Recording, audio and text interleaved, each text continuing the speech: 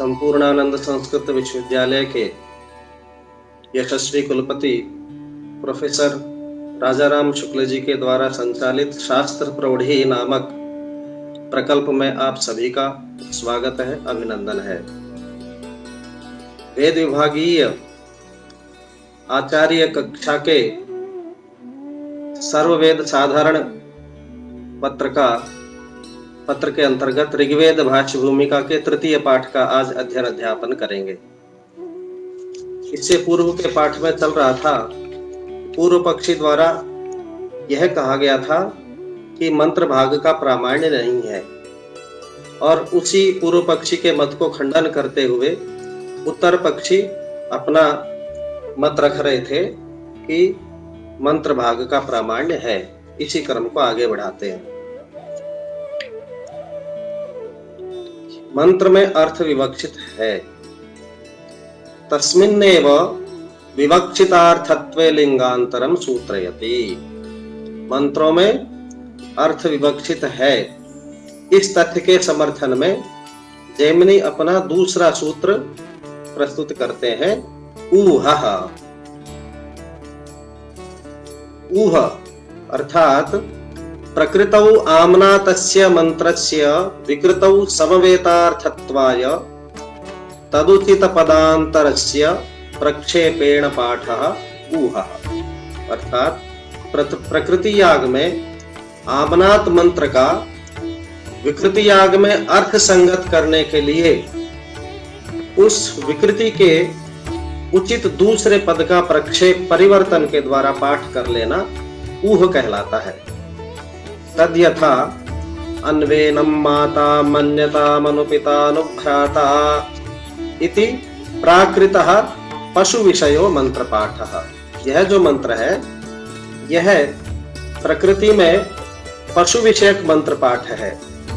तस्य च मंत्रस्य विकृतौ पशुद्वये सति अन्वेनौ माता मन्यताम इत्यूहः। इस मंत्र का विकृति में दो पशु होने पर अन्वेनौ माता मन्यताम यह ऊह कर लिया जाता है। पशु बहुत्वे सति अन्वेनान माता मन्यताम इत्यूहः कर्तव्यः। और बहुत से पशु होने पर अन्वेतान माता मन्यताम यह ऊह कर लेना चाहिए। एतन् मंत्र व्याख्यान रूपम ब्राह्मणम एवं आम्नायते। इस मंत्र का व्याख्यान स्वरूप ब्राह्मण में इस प्रकार पढ़ा गया है। न माता वर्धते न पिता इति। यहाँ पर न माता वर्धते न पिता।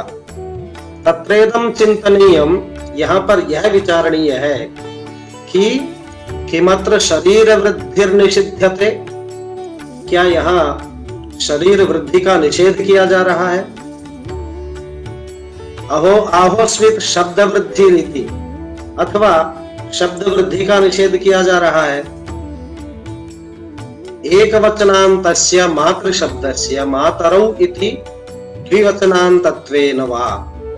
एक वचनांत मातृ शब्द का मातरौ इस द्विवचनांत रूप में, अथवा मातरः इति बहुवचनांतत्वेन वा प्रयोगः शब्द वृद्धि, अथवा मातरः इस बहुवचनांत रूप में प्रयोग होना ही शब्द वृद्धि है।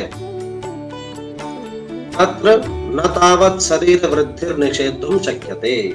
शरीर वृद्धि का यहाँ निषेध नहीं किया जा सकता, क्योंकि बाल्य कौमार यौवनादि वयोनुसारेण तद वृद्धेः प्रत्यक्षत्वात्। क्योंकि बाल्य कौमार यौवनादि अवस्था के अनुसार शरीर की वृद्धि प्रत्यक्ष है। अतः शब्द वृद्धि निषेध एव परिशिष्यते। अतः शब्द की वृद्धि का निषेध बच गया। मातृशब्द पितृशब्दयोर विशेषाकारेण वृद्धि निषेधात् इतरस्य एनमिति शब्दस्य अर्थानुसारिणी वृद्धि सूचिता भवति। मातृशब्द और पितृशब्द का विशेष रूप से वृद्धि निषेध हो जाने से अन्य एनम शब्द की अर्थानुसार वृद्धि सूचित होती है। तत्र यद्यर्थो न विवक्षेत तदा पशुद्वित्वे द्विवचनम पशुबहुत्वे बहुवचनम च कथम उच्येत। यहाँ यदि अर्थ विवक्षित न होता तो दो पशु होने पर द्विवचन और बहुत पशु होने पर बहुवचन का ऊह कैसे किया जाता। तस्मात् विवक्षितार्था मंत्राः, इसलिए यह मानना ही होगा कि मंत्रों में अर्थ विवक्षित होता है। तस्मिन्नेव अर्थे लिंगांतरम सूत्रयति, इसी विषय में अन्य दूसरा सूत्र प्रस्तुत करते हैं। विधि शब्दाच्च, और विधि शब्द से मंत्र व्याख्यान रूपो ब्राह्मणगतः शब्दो विधि शब्दः इति उच्यते। मंत्र के व्याख्यान रूप ब्राह्मणगत शब्द को विधि शब्द कहते हैं। सचैवम आमनायते, वह इस प्रकार आमनात किया जाता है। शतम हिमा शतम वर्षाणि जीव्यास्म इत्येव एतदाह इति। शतम हिमा शतवर्षाणि जीवास्म इत्येव एतदाह, अर्थात शतम हिमाः, इस मंत्र में यह कहा गया है कि 100 वर्ष तक जीवित रहे। इत्येतत् व्याख्येय मंत्रस्य प्रतीकम् अवशिष्टं तु तस्य तात्पर्य व्याख्यानम, तात्पर्य का व्याख्यान है, अर्थात इस अवशिष्ट अंश में मंत्र का तात्पर्य बतलाया गया है। मंत्रस्य अविवक्षितार्थत्वे तु किम नाम तात्पर्य मंत्रे व्याख्यायेत, किंतु यदि मंत्रों में अर्थ ही विवक्षित न हो तो ब्राह्मण में मंत्र के तात्पर्य के व्याख्यान का प्रश्न ही नहीं उठता। तस्मात् विवक्षितार्था मंत्राः प्रयोग काले स्वार्थ प्रकाशनाजैवोच्चारयितव्याः, इसलिए यह सिद्ध हो गया है कि मंत्रों में अर्थ विवक्षित है और प्रयोग काल में स्वकीय अर्थ के प्रकाशन के लिए उनका उच्चारण करना चाहिए। तत्र संग्रह श्लोकौ, इस प्रसंग में ये 2 संग्रह श्लोक हैं। कौन कौन से? मंत्रा उरुप्रथस्वेति किम दृष्टैकहेतवः, यागेषु तपुरोडाश प्रथनादेश्च भासकाः, ब्राह्मणेनापि तद्भानान् मंत्राः पुण्यैकहेतवः, न तद्भानस्य दृष्टत्वात् दृष्टं वरमदृष्टतः। जैमिनीय न्यायमाला में यह श्लोक संग्रहित है। इनका तात्पर्य है उरुप्रथस्व आदि मंत्र को क्या केवल अदृष्ट फल के लिए उच्चारण किए जाते हैं अथवा यज्ञों में यागेषु पुरोडाश प्रथनादेश भासकाः, अथवा यज्ञों में पुरोडाश प्रथन आदि का प्रकाशन भी करते हैं, अर्थात क्या मंत्रों का कोई अर्थ विवक्षित होता है? ब्राह्मणेनापि तद्भानान् मंत्राः पुण्यैक हेतवः, ब्राह्मण के द्वारा भी उसी अर्थात मंत्र में प्रतिपादित अर्थ का प्रकाशन होता है। इसलिए ब्राह्मणों को सार्थकता के लिए यह मानना उचित है कि मंत्र केवल अदृष्ट के लिए ही होते हैं, मंत्र केवल पुण्य के लिए ही होते हैं। यह मानना उचित नहीं, क्योंकि अर्थ ज्ञान दृष्ट फल है और यह स्वीकार किया गया है। दृष्ट फल अदृष्ट फल से श्रेष्ठ होता है। यह न्याय लभ्यमाने फले दृष्टे नादृष्ट परिकल्पना, अर्थात इस दृष्ट फल के प्राप्त होने पर अदृष्ट फल की कल्पना नहीं करनी चाहिए। यह सिद्धांत पक्ष ने अपना मत सिद्ध कर दिया है कि मंत्र के भाग का प्रामाण्य है। अब पूर्व पक्षी दूसरा मत प्रस्तुत करते हैं कि ब्राह्मण भाग का प्रामाण्य नहीं है। ननु अस्तु मंत्र भागस्य प्रामाण्यम। पूर्व पक्षी कहते हैं कि ठीक है, हम मान लेते हैं कि मंत्र का भाग का प्रमाण होता है, मंत्र भाग प्रामाण्य है, ये हम स्वीकार कर लेते हैं। किंतु ब्राह्मणस्य तो न तद्युज्यते, किंतु ब्राह्मण भाग का प्रामाण्य तो नहीं हो सकता। तथा ही द्विविधम ब्राह्मणम, ब्राह्मण के दो भेद है, विधि ही अर्थवादश्च, विधि और अर्थवाद।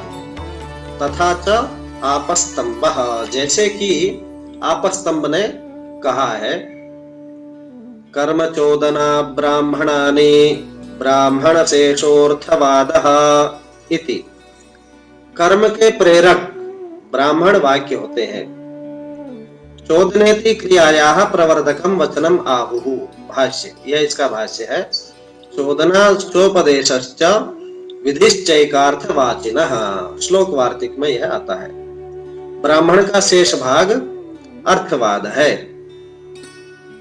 विधि अपि द्विविधा, और विधि के भी दो प्रकार है। अप्रवृत्त प्रवर्तनम आज्ञातार्थ ज्ञापनम चेति। अप्रवृत्त प्रवर्तन अर्थात अप्रवृत्त पुरुष को प्रवृत्त करने वाली, और अज्ञातार्थ ज्ञापन अज्ञात विषय का ज्ञान कराने वाली। आज्ञा वैष्णवम पुरोडाशम निर्वपन्ते दीक्षणीयम। ऐतरेय ब्राह्मण में यह वाक्य आया है कि कर्मकांडगत विधयो प्रवृत्त प्रवर्तकाः आत्मा वा इदमेक एवाग्र आसीत इत्यादयो ब्रह्मकांडगता अज्ञात ज्ञापकाः। आज्ञा वैष्णवम पुरोडाशम निरूपन्ते दीक्षणीयम। दीक्षणीय इष्टि में अग्नि विष्णु देवता के लिए पुरोडाश का निर्वाप करे इत्यादि कर्मकांड में आई हुई विधियां अप्रवृत्त प्रवर्तक हैं। आत्मा वा इदमेक एवाग्र आसीत इत्यादि ब्रह्मकांडगत विधियां अज्ञात ज्ञापक हैं। उनमें तत्र कर्मकांडगतानाम जर्तिल यवाग्वावा जुहुयाद गविधुक यवाग्वावा इत्यादि विधि नाम नास्ति प्रामाण्यम। वहां पर उनमें कर्मकांडगत जर्तिल यवाग्वावा जुहुयाद गवौधुक यवाग्वावा, जंगली तिलों के यवागु से होम करें अथवा जंगली गेहूं के यवागु से होम करें इत्यादि विधियों का प्रामाण्य नहीं है, क्योंकि प्रवृत्ति योग द्रव्य विधानेन सम्यक अनुभव साधनत्वाभावात्। क्योंकि ये विधियां प्रवृत्ति के अयोग्य द्रव्यों का विधान करती है, और इस प्रकार वे सम्यक अनुभव का साधन नहीं है। तस्मात् अरण्यतिलानाम आरण्य गोधूमानाम च आहुति द्रव्यम निषिद्धम। इसलिए ये सम्यक अनुभव का साधन नहीं है। विहित द्रव्यों की अयोग्यता वाक्य शेष में बतलाई गई है। अनाहुतिर्वै जर्तिलाश्च गविधुकाश्च। इस वाक्य में जंगली तिलों और जंगली गेहूंओं का आहुति द्रव्य होना निषिद्ध किया गया है। इसलिए तस्मात् बाधितो जर्तिलादि विधि प्रमाणम। इसलिए बाधित होने के कारण जर्तिलादि विधि प्रमाण नहीं है। एवं ऐतरेय तैत्तिरीयादि ब्राह्मणेषु तत्तन्नादृत्यम तत्तथा न कार्यम इति वाक्याभ्याम बहवो विधयो निषिद्धाः। इसी प्रकार ऐतरेय तथा तैत्तिरीय आदि ब्राह्मणों में उनको आदर नहीं करना चाहिए। तत्तन्नादृत्यम, उसको उस प्रकार नहीं करना चाहिए। तत्तथा न कार्यम, इन दो वाक्यों के द्वारा बहुत सी विधियों का निषेध किया गया है। अपि च ऐतरेय ब्राह्मणे अनुदित होमं बहुधा निंदित्वा तस्मात् उदिते होतव्यम इति असकृन् निगदितम। और इसके अतिरिक्त ऐतरेय ब्राह्मण में सूर्योदय से पूर्व किए गए होम की बहुत बार निंदा करके बार बार कहा गया है, अतः सूर्योदय होने पर होम करना चाहिए। तैत्तिरीयाश्च तथैवम् आमनन्ति, तैत्तिरीय शाखा के जो अध्येता हैं वो भी उसी प्रकार कहते हैं, उसी प्रकार बताते हैं कि यदनुदिते सूर्ये प्रातर्जुहुयात् उभयमेवाग्नेयं स्यात् उदिते सूर्ये प्रातर्जुहोति इति। यदि सूर्योदय से पूर्व होम किया जाए तब तो प्रातः होम और सायं होम ये दोनों अग्नि देवता के हो जाएंगे, सूर्य को होम प्राप्त नहीं होगा। अतएव सूर्योदय होने पर प्रातः होम करना चाहिए। इस प्रकार करने पर सायं होम अग्नि का होगा और प्रातः होम सूर्य के लिए होगा। पुनरपि तएव उदित होमे दोषम आमनन्ति, पुनः फिर से वे ही लोग सूर्योदय होने पर भी किए जाने वाले होम में दोष बतलाते हैं। यदुदिते सूर्ये प्रातर्जुहुयात् यथा अतिथये प्रद्रुताय शून्यायावसथायाहार्यं हरन्ति तागृहेव तत् इति। सूर्योदय होने पर होम करना वैसे ही है जैसे अतिथि के घर में स्थित होने पर तो उसकी पूजा न की जावे और उसके चले जाने पर शून्य घर के लिए भोजन ले जाना। तथैव अतिरात्रे षोडशिनं गृह्णाति इति विधि नातिरात्रे षोडशिनं गृह्णाति इति निषेधेन बाध्यते। उसी प्रकार अतिरात्र नामक याग में षोडशी पात्र का ग्रहण करें, यह विधिवाक्य अतिरात्र में षोडशी पात्र का ग्रहण न करें इस निषेध से बाधित होता है। ज्योतिष्टोमादिषु अपि अनुष्ठानान्तरमेव स्वर्गादि फलम नोपलभ्यते। और ज्योतिष्टोमेन यजेत स्वर्ग कामः इत्यादि विधि वाक्यों से विहित ज्योतिष्टोम आदि यज्ञों के करने पर भी अनुष्ठान करने के पश्चात स्वर्गादि फलों की प्राप्ति नहीं होती। नहीं भोजनानंतरम तृप्तेरनुपलम्भोस्ति, और भोजन करने के उपरांत तृप्ति न हो ऐसा नहीं होता। तस्मात् कर्म विधिषु प्रामाण्यम दुस्संपादम, इसलिए कर्म विधियों में प्रामाण्य संपादित नहीं किया जा सकता।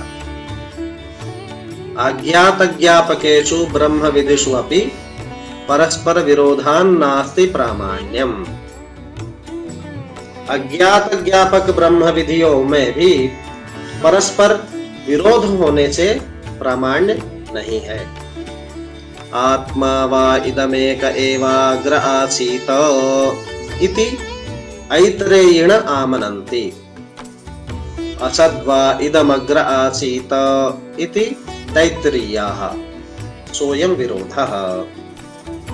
आत्मा वा इदमेक एवाग्र आसीत, अर्थात सृष्टि के पूर्व एकमात्र आत्मा ही था, अन्य कोई नहीं था, ऐसा ऐतरेय शाखा के अध्येता कहते हैं। और तैत्तिरीय शाखा के जो अध्येता है वो कहते हैं असत्वा इदमग्र आसीत, अर्थात सृष्टि के पूर्व कुछ भी नहीं था। और यहाँ पर यह विरोध दोनों में स्पष्ट दिखाई पड़ रहा है।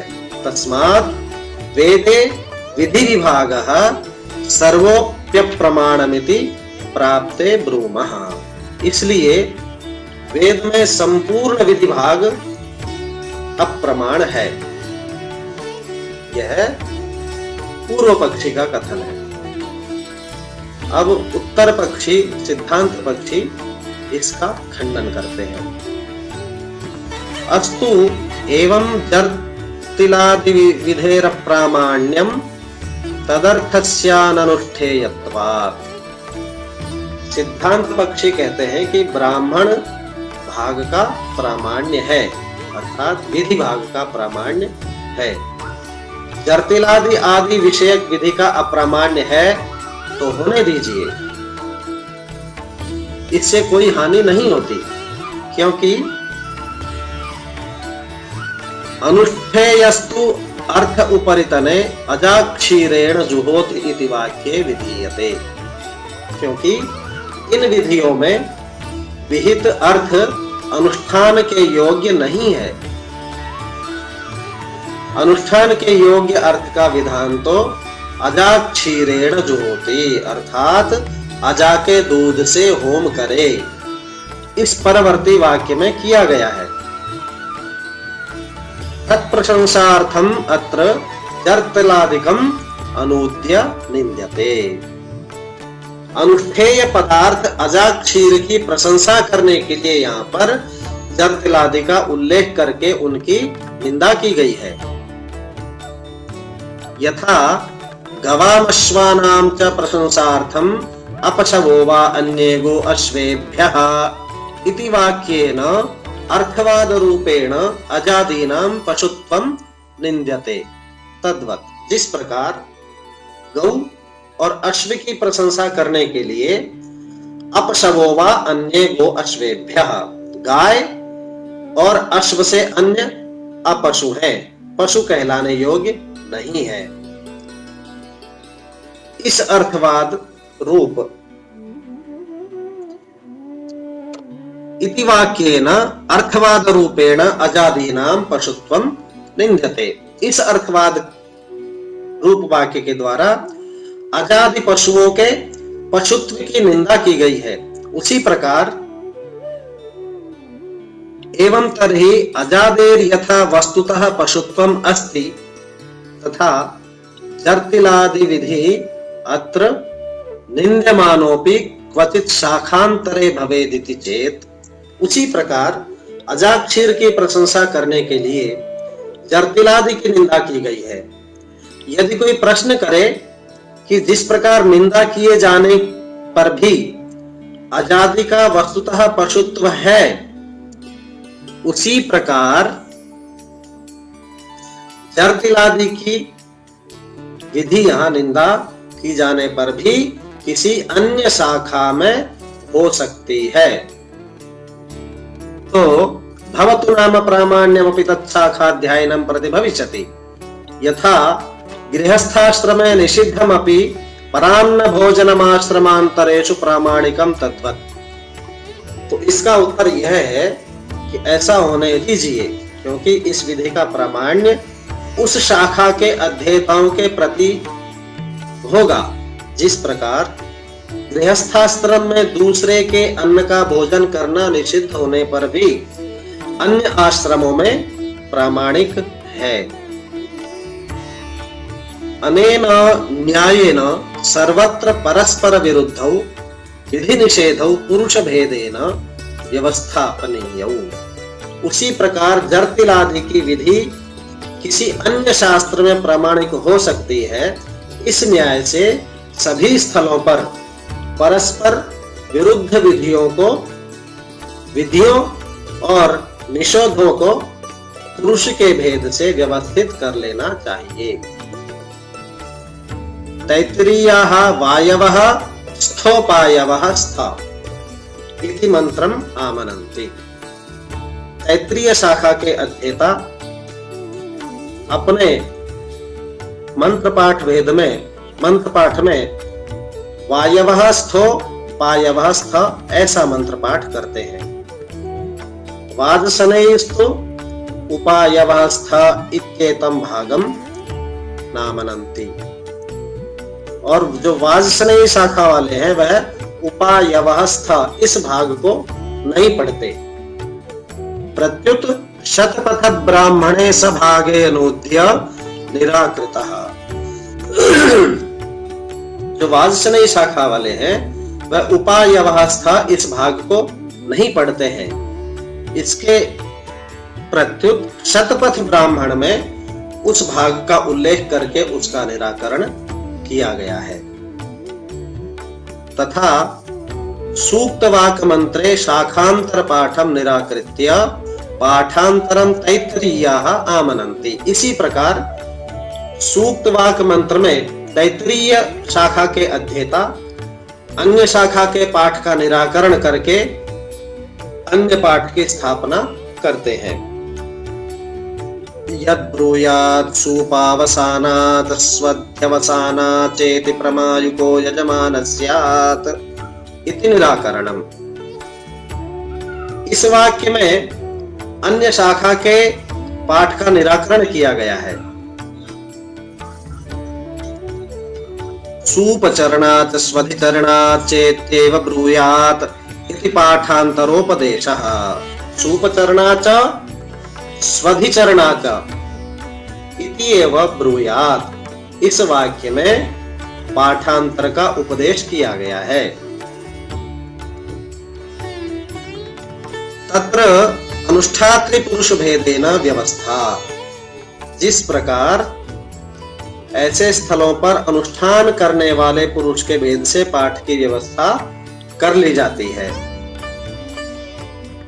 षोडशी ग्रहणादि दूषणम तो अश्रुत मीमांसा वृतांतस्य तथैव शोभते। उसी प्रकार विधियों में व्यवस्था कर लेनी चाहिए। आपके द्वारा बतलाया गया कि षोडशी ग्रहण आदि दोष तो मीमांसा शास्त्र से अनभिज्ञ आपको ही शोभा देता है। तो पूर्व मीमांसायाम दशमाध्यायस्याष्टम पादे षोडशिनो ग्रहणाग्रहण विकल्पो निर्णीतः। पूर्व मीमांसा के दशम अध्याय के अष्टम पाद में षोडशी पात्र के ग्रहण करने और न ग्रहण करने के विकल्प का निर्णय किया गया है। द्वितीयस्याध्यायस्य प्रथम पादे कालांतरभावी फल सिद्ध्यर्थम पूर्वम निर्णीतम। और द्वितीय अध्याय के प्रथम पाद में कालांतर में होने वाले फल की सिद्धि के लिए अपूर्व की स्थापना की गई है। उसी प्रकार तद्वदुत्तर मीमांसायाम प्रथमाध्यायस्य चतुर्थ पादे कारणत्वेन चाकाशादिषु यथा व्यपदिष्टोक्तेः इत्यस्मिन् सूत्रे जगत कारणे परमात्मनि श्रुति विप्रतिपत्तिर्निराकृता। उसी प्रकार उत्तर मीमांसा में प्रथम अध्याय के चतुर्थ पाद में कारणत्वेन चाकाशादिषु यथा व्यपदिष्टोक्तेः, इस सूत्र में जगत के कारण परमात्मा के विषय में श्रुति वाक्यों में जो जो परस्पर विरोध है उसका निराकरण किया गया है। द्वितीयाध्यायस्य प्रथमे पादे आरंभणाधिकरणे तु असद्व्यपदेशान्नेति चेत् न धर्मांतरेण वाक्यशेषात् इति सूत्रे तैत्तिरीय वाक्यगतस्य असत् शब्दस्य न शून्यपरत्वम्।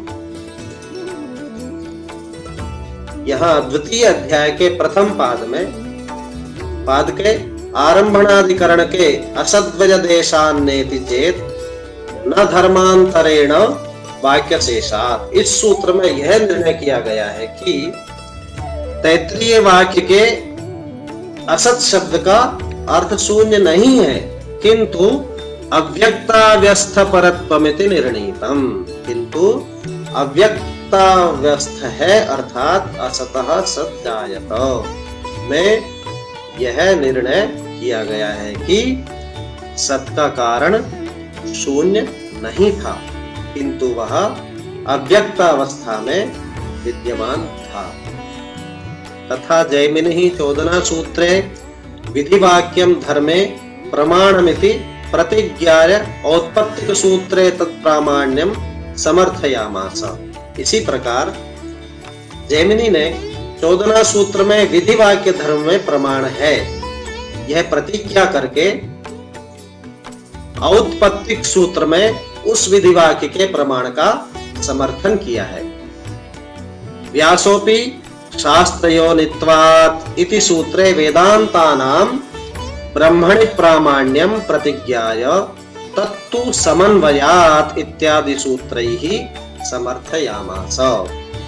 व्यास ने भी शास्त्रयोनित्वात् इस सूत्र में वेदांत वाक्यों का ब्रह्म में प्रामाण्य है यह प्रतिज्ञा करके तंतु समन्वयात् इत्यादि सूत्रों के द्वारा उसका समर्थन किया है। इसलिए तस्मात् अमीमांसकस्य च पूर्वोक्त स्थाणवन्धन्यायो दुष्परिहरः अतो विधिभागस्य प्रामाण्यम सुस्थितम्। इसलिए स्थाणु और अंधे आदमी का जो न्याय हम पहले कह चुके हैं वह मीमांसा शास्त्र से अनभिज्ञ आपके साथ अपरिहार्य है। जिस प्रकार यह स्थाणु का दोष नहीं होता कि अंधा आदमी उसे नहीं देखता अपितु अंधे पुरुष का दोष होता है, उसी प्रकार यह विधि भाग का दोष नहीं जो आपको अप्रामाणिक कह रहे हैं। यह तो मीमांसा शास्त्र के अनभिज्ञ आपका दोष है। जो आपको मीमांसा शास्त्र का ज्ञान होता तो आपको यह दोष नहीं लगता। इसलिए ब्राह्मण के विधि भाग का प्रामाण्य सुस्थित है। अर्थवाद भागस्य प्रामाण्यम। ब्राह्मण के अर्थवाद भाग का प्रामाण्य जैमिनी ने बहुत प्रयत्न से स्थापित किया है। अर्थवाद भागस्य प्रामाण्यम महता प्रयत्नेन जैमिनिः समर्थयामास। तत्सूत्राणि व्याख्यास्यन्ते। ब्राह्मण के अर्थवाद का भाग जो है, ब्राह्मण का अर्थवाद भाग, उसका प्रामाण्य आचार्य जैमिनी ने बहुत ही प्रयत्न करके स्थापित किया है। और तत्सूत्राणि व्याख्यास्यन्ते, एतद् विषयक जैमिनी सूत्रों की व्याख्या अब आगे ग्रंथ में की जाएगी। तत्र पूर्व पक्षम सूत्रयति। सर्वप्रथम जो पूर्व पक्ष से संबंधित सूत्र है उनको प्रस्तुत किया जाएगा।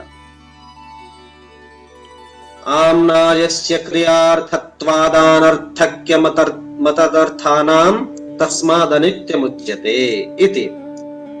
पूर्व पक्षी कहते हैं कि ब्राह्मण अर्थात अर्थवाद भाग का प्रामाण्य नहीं है। वेद के क्रियार्थ कर्मकांड परक होने से जो भाग क्रियार्थ कांड परक नहीं वह अनर्थक है, इसलिए अनित्य कहलाता है। आम्नायस्य सर्वस्य क्रिया प्रतिपादनाय प्रवृत्तत्वात् अक्रिया प्रतिपादकानाम अर्थवादानाम नास्ति कश्चित् विवक्षितः स्वार्थः। अर्थात समग्र वेद के यज्ञ के प्रतिपादन के लिए प्रवृत्त होने से क्रिया का प्रतिपादन न करने वाले अर्थवादों का अपना कोई विवक्षित अर्थ नहीं है। अर्थात संपूर्ण वेद यज्ञ की ओर प्रवृत्त करता है। वेदा हि यज्ञार्थम अभिप्रवृत्ताः। इसके विपरीत अर्थवाद वाक्य यज्ञ की ओर प्रवृत्त नहीं करते, इसलिए वे अनर्थक है। तेच अर्थवादा एवं आम्नायन्ते। और वे अर्थवाद इस प्रकार के हैं।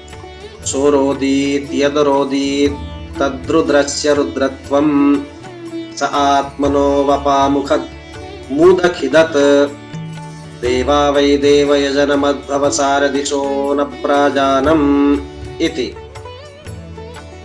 वे अर्थवाद इस प्रकार के हैं। सोरोदित यद्रोदित तद्रुद्रस्य रुद्रत्वम, अर्थात वह रुद्र रोया, जो रोया वही रुद्र का रुद्रत्व है। दूसरा, तद्रुद्रस्य वपा मुदखिदत, उसने अपनी वपा को उखाड़ डाला। देवा वै देवयजन मध्यवसार दिशो न प्राजानन, देव यज्ञ करके देवताओं ने दिशाओं को नहीं जाना।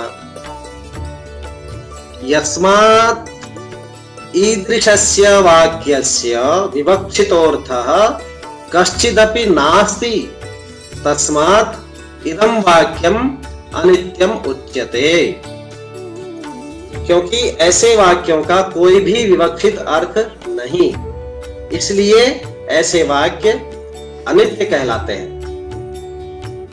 यद्यपि अनादित्वात् स्वरूपेणानित्यत्वं नास्ति, यद्यपि अनादि होने के कारण ये अर्थवाद वाक्य स्वरूप से अनित्य नहीं है, तथापि धर्मावबोधन लक्षणस्य नित्य कार्यस्याभावात् अनित्यैः काव्यालापैः समानत्वात् अप्रमाणम् इत्यर्थः। तथापि हमारा इन्हें अनित्य कहने का यह अर्थ है कि धर्मावबोधन रूप नित्य कार्य का इन वाक्यों में अभाव होने के कारण ये वाक्य काव्यालापों के समान होने से अप्रमाण है।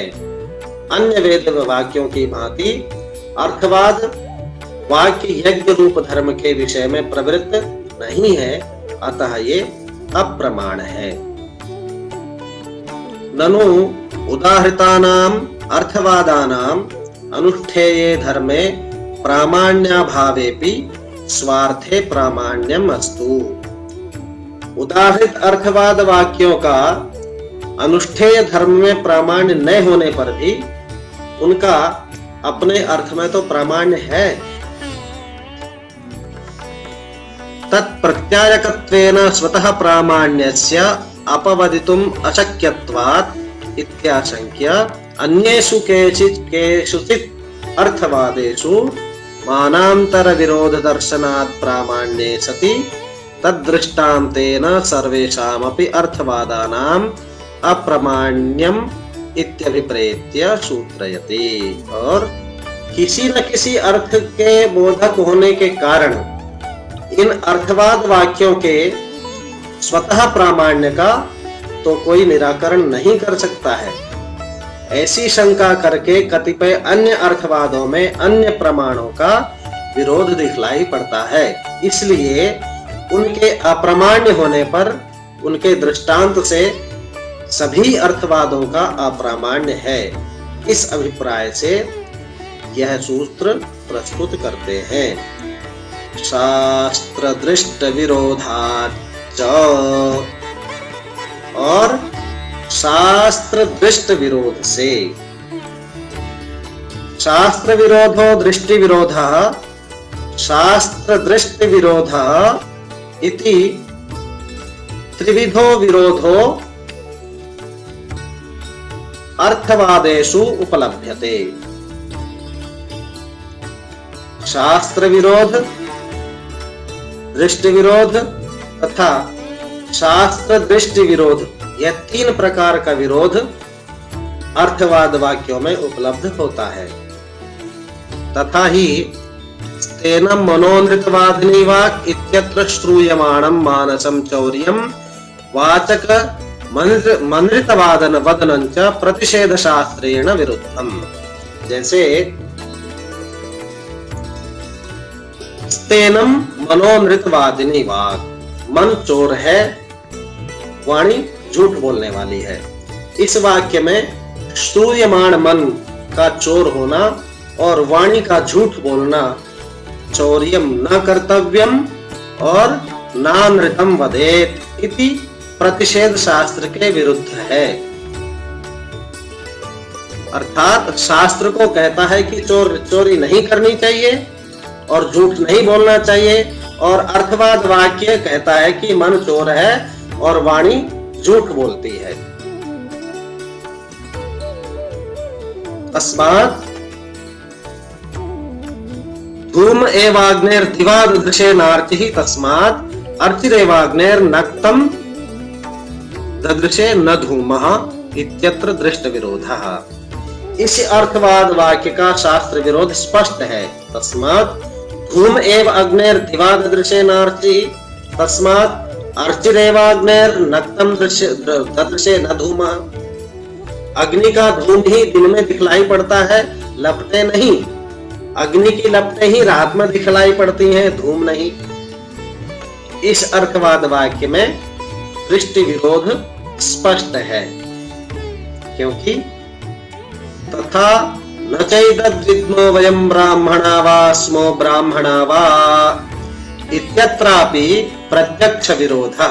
क्योंकि दिन और रात दोनों में लपटें और धूम दोनों ही दिखलाई पड़ती हैं। इसी प्रकार न चैतद्विद्मो वयं ब्राह्मणा वा स्मो ब्राह्मणा वा, हम ये नहीं जानते कि ब्राह्मण है या अब्राह्मण। इस अर्थवाद वाक्य में प्रत्यक्ष का विरोध है। कोहि तद् वेद यद्यमुस्मिन् लोकेस्ति वा न वा इत्यत्र शास्त्र दृष्ट विरोधः। क्योंकि प्रत्येक व्यक्ति जानता है कि वह ब्राह्मण है या अब्राह्मण, परलोक में कुछ है अथवा नहीं, कौन इसको जानता है। इस वाक्य में शास्त्र में कही गई बात का विरोध है। क्योंकि स्वर्ग कामो यजेत इत्यादि शास्त्रे ही आमुष्मिकं फलम दृश्यते। स्वर्ग कामो यजेत, इस शास्त्र में आमुष्मिक फल का प्रतिपादन किया गया है। इस प्रकार के विरोधों के कारण तस्मात् विरोधार्थवादान तस्मात् विरोधात अर्थवादानाम अप्रामाण्यम। इस प्रकार विरोधों के होने के कारण अर्थवादों का अप्रामाण्य सिद्ध होता है। ननु सोरोदित इत्यादीनां निष्प्रयोजनत्वात् स्तेनं मनः इत्यादीनां च विरोधादप्रामाण्येपि फलप्रतिपादकानाम् अर्थवादानां तदुभयवैलक्षण्यात् अस्तु प्रामाण्यम् इति आशंक्य उत्तरम सूत्रयति। सोरोदित इत्यादि अर्थवाक्यों का यज्ञ में निष्प्रयोजन होने से और स्तेनम मनः इत्यादि अर्थवाद वाक्यों का अन्य प्रमाणों के साथ विरोध होने से अप्रामाण्य होने पर भी फल का प्रतिपादन करने वाले अर्थवाद वाक्यों का प्रामाण्य स्वीकार करना चाहिए। क्योंकि ये फल प्रतिपादक अर्थवाद उपर्युक्त प्रकार के अर्थवादों से विलक्षण है। ऐसी आशंका प्रस्तुत करके उत्तर प्रस्तुत करते हैं सूत्र के माध्यम से। तथा फलाभावात, उसी प्रकार फल का अभाव होने से, यथा मानांतर विरुद्धमर्थवादैरुक्तम तथा फलमपि अविद्यमानमेव तैरुच्यते। जिस प्रकार उपर्युक्त अर्थवाद अन्य प्रमाणों से विरुद्ध अर्थ को कहते हैं, तथा ही उसी प्रकार फल प्रतिपादक अर्थवाद ऐसे फल का प्रतिपादन करते हैं जो विद्यमान नहीं होता। उदाहरण स्वरूप तथा ही गर्गात्रिरात्रं प्रकृत्य श्रूयते शोभते स्य मुखं य एव वेद इति। जैसे गर्गात्रिरात्र यज्ञ के प्रसंग में सुना जाता है कि शोभतेस्य मुखम य एवं वेद, जो इस प्रकार जानता है उसका मुख शोभित होता है। दर्श पूर्णमासयोर्वेदाभिमर्शनं प्रकृत्य श्रूयते आस्य प्रजायां वाजी जायते य एवं वेद इति। वर्ष पूर्ण मास में वेदाभिमर्शन के विषय में कहा गया है कि आस्य प्रजायाम वाजी जायते य एवं वेद, अर्थात जो इस प्रकार जानता है उसकी प्रजा में सब अन्नवान उत्पन्न होते हैं। न च वयम वेदित्रीणाम तत्फलम उपलभामहे, परंतु जानने वालों से ये फल उपलब्ध नहीं होते। जानने वालों का मुख शोभित होता दिखाई नहीं पड़ता और जानने वालों की प्रजा में ऐसे भी उत्पन्न होते हैं जो दाने दाने के लिए तड़पते हैं। इसलिए फल प्रतिपादक अर्थवादों का प्रामाण्य सिद्ध नहीं होता। ननु ऐहिक फलवाक्यानां विसंवादात् अप्रामाण्येपि आमुष्मिक फलवाक्यानां अस्तु प्रामाण्यम इत्याशंक्य उत्तरम सूत्रयति। ऐहिक फल के प्रतिपादक वाक्यों का मिथ्या होने से अप्रामाण्य होने पर भी आमुष्मिक फल के प्रतिपादक अर्थवाद वाक्यों का प्रामाण्य है, ऐसी आशंका करके सूत्र के रूप में उत्तर प्रस्तुत करते हैं। अन्यानर्थक्यात्, अन्य कर्मों का अनर्थक्य होने से। एवं हि श्रूयते पूर्णाहुत्या सर्वान् कामान् अवाप्नोति पशुबन्धयादि सर्वान् लोकान् अभिजयति तरति मृत्युं तरति पाप्मानं तरति ब्रह्महत्यां योऽश्वमेधेन यजते य उचैनमेवं वेद। इस प्रकार सुना जाता है कि ये सब पूर्णाहुति ये सब कामनाओं को प्राप्त कर लेता है। पशुबंध यज्ञ करने वाला सभी लोगों को जीत लेता है, संपूर्ण लोगों को जीत लेता है। और जो अश्वमेध से यज्ञ करता है और जो इसे जानता है वह व्यक्ति मृत्यु को पार कर जाता है, पापी को पार कर जाता है तथा ब्रह्म हत्या को पार कर जाता है।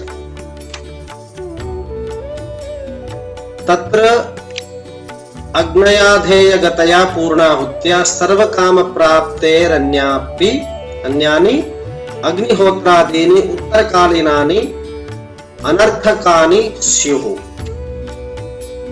अग्न्याधेय में होने वाली पूर्णाहुति से ही सब कामनाओं की सिद्धि हो जाने पर उत्तरकालीन अन्य अग्निहोत्र आदि अनर्थक हो जाते हैं। तथा निरूढ़ पशुबंधानुष्ठानेन सर्वलोकाभिजयात् ज्योतिष्टोमादीनाम् अनर्थक्यम् अध्ययन कालीनेनैव अश्वमेध वेदनेन ब्रह्महत्यादि तरणात् अनुष्ठानं च व्यर्थं स्यात्। तस्मात् आमुष्मिक फलवाक्यानाम् अपि अप्रामाण्यम्। और इसी प्रकार निरूढ़ पशुबंध के अनुष्ठान से ही जब सब लोगों की प्राप्ति हो जाती है तब ज्योतिष्टोम आदि का अनर्थक्य हो जाता है।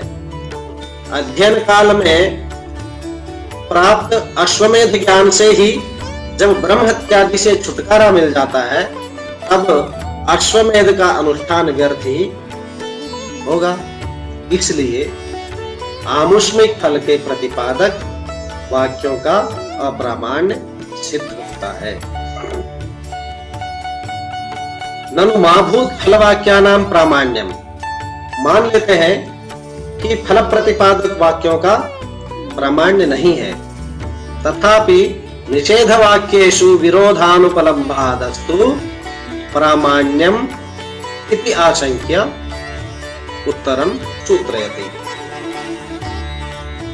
तथापि निषेध वाक्यों में विरोध की प्राप्ति न होने से उनका प्रामाण्य तो स्वीकार्य है, ऐसी आशंका करके सूत्र के रूप में आगे उत्तर प्रस्तुत करते हैं। अभाग प्रतिषेधात्। अप्राप्त अर्थ का निषेध करने से। न पृथिव्यामग्निश्चेतव्यो नान्तरिक्षे न दिवि इत्यत्र अंतरिक्षस्य च दिवश्च प्रतिषेधभागित्वं नास्ति। न पृथिव्यामग्निश्चेतव्यो अंतरिक्षे न दिवि, अर्थात न पृथ्वी पर अग्नि चयन करना चाहिए और न अंतरिक्ष में और न ही द्युलोक में। यहाँ पर अंतरिक्ष में तथा द्युलोक में अग्नि चयन के प्रतिषेध करने की आवश्यकता ही नहीं है, क्योंकि अंतरिक्ष में तथा द्युलोक में अग्नि चयन करने का प्रसंग ही उपस्थित नहीं हो सकता। तत्र चयन प्रसंगस्यैव अभावात् मा भूतर्हि निषेधानां प्रामाण्यम्। अब मान लिया कि निषेधों का भी प्रामाण्य नहीं है, तथापि पूर्व पुरुषों का अभिधान करने वाले बबरः प्रावाहणिरकामयत् इत्यादीनां पूर्व पुरुष प्रवृत्त अंताभिधायिनां विरोधानुपलम्भात् अस्तु प्रामाण्यम् इति आशंक्य उत्तरं सूत्रयति। बबरः प्रावाहणिरकामयत् इति अर्थवाद वाक्यों में विरोध प्राप्त होने से उनका प्रामाण्य तो स्वीकार्य हो सकता है, ऐसी आशंका करके अन्य सूत्र से उत्तर देते हैं। अनित्य संयोगात, अनित्य अर्थों के साथ संयोग होने से। बबरादि रूपेण अनित्येन अर्थेन संयोगे सति अस्य वाक्यस्य ततः पूर्वम् अभावात् कालिदासादि वाक्यवत् पौरुषेयत्वं प्रसृज्येत। बबर आदि अनित्य अर्थों के साथ संयोग होने पर यह सिद्ध हो जाता है कि इन वाक्यों का उन बबर आदि से पूर्व अभाव था, जिससे इन वाक्यों का कालिदास आदि के वाक्यों की तरह पौरुषेयत्व ज्ञात होता है, जो युक्त नहीं है। किम बहुना सर्वथापि नास्तेव अर्थवादानां प्रामाण्यम इति पूर्व पक्षः। और अधिक क्या कहे, किसी भी तरह अर्थवाद वाक्यों का प्रामाण्य नहीं हो सकता। यह पूर्व पक्ष ने अपना मत यहाँ पर रखा है और पूर्व पक्षी का मत यहाँ पर समाप्त हुआ। अब उत्तर पक्षी इसका खंडन करेंगे। सिद्धांतम सूत्रयति। उत्तर पक्षी अब पूर्व पक्षी के मत का खंडन करेंगे। इसको आगे कहूंगा। यह पाठ ऋग्वेद भाष्य भूमिका आचार्य के चारों सेमेस्टरों में सर्ववेद साधारण पत्र के रूप में निर्धारित है। इस संबंध में कोई भी शंका हो तो आप उस शंका का समाधान मेरे साथ व्यक्तिगत रूप से संपर्क साध करके कर सकते हैं।